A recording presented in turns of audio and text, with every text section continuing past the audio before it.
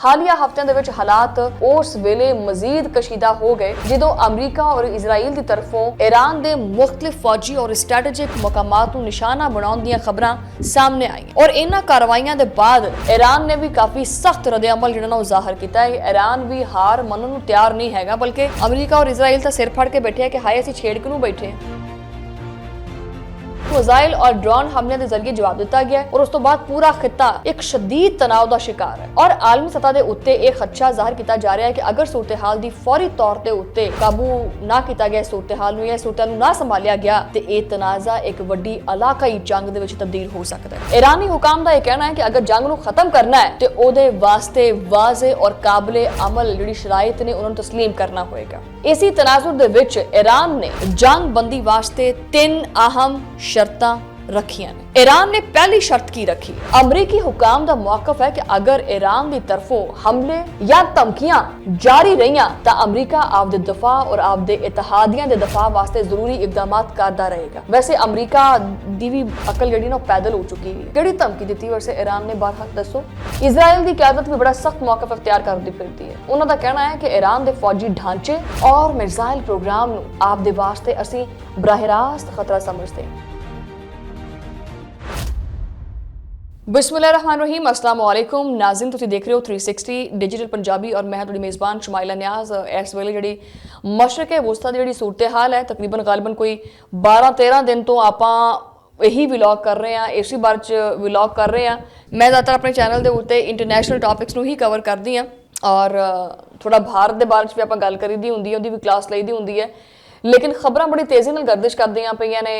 जिस तरह मैं पहले भी कहनी है कि डोनाल्ड ट्रंप के बहुत सारे कॉन्ट्राडिक्टरी जो बयान ने वो सामने आते हैं। नेतन्याहू बेंजामिन कभी गायब हो जाता, कभी मंत्रियाम ते आ जाता है, ठीक है, और ईरान जो है वो अपने मौकफ तो पिछे नहीं हटता पाया, तो मशरक़े वुस्ता दे विच एक बड़ी कशीदगी और तनाव का शिकार है और ये आने वाले टाइम च की हो सकता है, ये भी गलबात करनी है इस व्लॉग दे विच। आबना हुरमस जिहड़ा हैगा उहदे बंदिश दे करके जिहड़ा ना वो बाकी मुल्कां दे उत्ते उहदे किहड़े असरात आने ने उहदे बारे भी गल करनी है। और ये जिहड़े लोकी और जिहड़े ममालिक सोचते पे, जिहड़ी आवाम सोचती पई है ना कि खास करके पाकिस्तान जिहड़ी आवाम सोचती पई है कि ओहो कोई बात नहीं, जंग तो लगी हुई है अमरीका इजराइल और ईरान की, हमें इससे क्या। बेटा आपको भी बड़ा फर्क पड़ेगा जो पैसा कढ़िया ना तुहाडी जेब दे विचों ते लग पता जाना है। करो जनाब शुरू व्लॉग अज दा।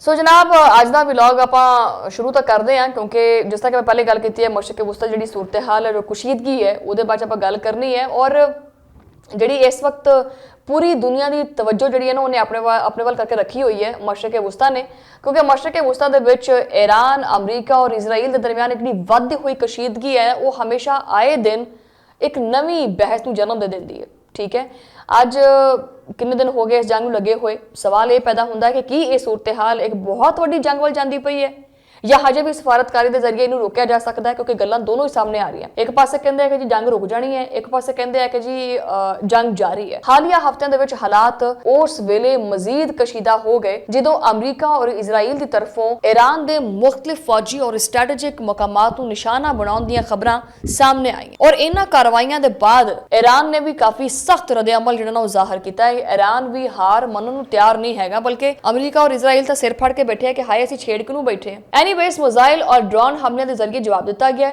और उस तो बाद पूरा खिता एक शदीद तनाव का शिकार है और आलमी सतह के उत्ते एक खदशा जाहिर किया जा रहा है कि अगर सूरत हाल की फौरी तौर पर उत्ते काबू ना किया गया सूरत हाल ना संभालिया गया तो यह तनाजा एक वड्डी इलाकाई जंग दे विच तब्दील हो सकता है। ठीक है, जो कि सिनेरियोस तो यही नजर आते पे ने। ईरान ने वाज़े तौर पर यह मौकफ अख्तियार किया है कि वह दबाव दे विच आके यानी असीं तुहाडे अगे झुक जाइए और जंगबंदी कबूल कर लीए तो वह नहीं करनी। ईरानी हुकाम का यह कहना है कि अगर जंग नूं खत्म करना है तो उहदे वास्ते वाज़े और काबिले अमल जिहड़ी शराइत ने उन्होंने तस्लीम करना होएगा। इसी तनाजुर दे विच ईरान ने जंग बंदी वास्ते 3 अहम शर्तां रखियां ने। ईरान ने पहली शर्त की रखी है, चेक करियो जरा शर्तां चेक करो तुसीं।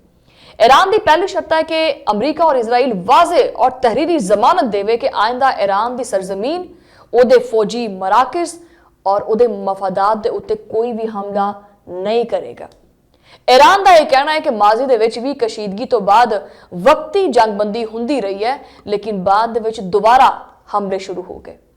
इस वास्ते हुण ईरान ऐसी किसी भी आरजी सूरत हाल ਨੂੰ कबूल नहीं करेगा बल्कि सानू लिख के सैन करके दिओ। हुण आजो जनाब दूजी शर्त दे उत्ते। दूजी शर्त यह रखी गई है कि हालिया हमलिਆਂ ਦੇ ਨਤੀਜਿਆਂ ਦੇ ਵਿੱਚ ईरान ਨੂੰ जो जानी और माली नुकसान पहुंचा है ਉਹਦੇ हवाले नाल जिम्मेदारी कबूल की जाए और ईरान की खुद मुख्तारी और इलाकाई सालमियत का एहतराम किया जाए। ईरान का मौकफ है कि किसी भी मुल्क की सरजमीन के उत्ते हमला बैनुल अक़वामी कवानीन की खिलाफ वर्जी है और इसका अजाला होना चाहिए। तीसरी शर्त, ईरान ने कोई बहुत लंबियां चौड़ियां शर्तां नहीं लिखियां, सिर्फ 3 शर्तां ने। तीसरी शर्त यह है कि जदों तक ईरान के उत्ते हमले मुकम्मल तौर पर बंद नहीं ना कर देंगे, ਜਦੋਂ तक हमले मुकम्मल तौर पर बंद नहीं किए जाते और खिते दे विच कशीदगी घट नहीं होंदी और अमली इकदामात इनू घट करने वास्ते नहीं होंदे, उदों तक ईरान किसी भी बाज़ाब्ता जंगबंदी मुज़ाकरा का हिस्सा नहीं बनेगा। यानी ईरान चाहता है कि पहले हमले बंद होन और उस तो बाद मुज़ाकरा का जिहड़ा अमल शुरू करना है वो हो जाए। और अगर तुसीं समझो कि जी असीं झुक जावांगे तो ये हो नहीं सकता। दूसरे पास से अमरीका और इजराइल की तरफों भी आने वाले बयानात भी इस सूरत हाल को मजीद वाजे करते हैं। अमरीका का यह कहना है कि इन्हां कार्रवाइयां का मकसद जिहड़ा है वो खिते दे विच आपदे इतिहादियां की हिफाजत और आपदे सिक्योरिटी मफादात का तहफ़ुज़ करना है। अमरीकी हुकाम का मौकफ है कि अगर ईरान की तरफों हमले या धमकियां जारी रहियां तो अमरीका आपदे दफा और आपदे इतिहादियां के दफा वास्ते जरूरी इकदामात करता रहेगा। वैसे अमरीका की भी अकल जी ना पैदल हो चुकी हुई है। किहड़ी धमकी दी वैसे ईरान ने? बहरहाल दसो, मतलब खाया पिया कुछ नहीं, गिलास थोड़ा बारह आने, खुद ही सवाल खुद ही जवाब। इजराइल की क्यादत भी बड़ा सख्त मौकफ अख्तियार करती फिरती है। उन्होंने कहना है कि ईरान के फौजी ढांचे और मिसाइल प्रोग्राम नूं आपदे वास्ते असीं बराह रास्त खतरा समझते हैं। अगर इन्हों लग्या कि ईरान दे विच खतरा वधदा पिया है तो वह कार्रवाई करेगा, पिछे नहीं हटेगा।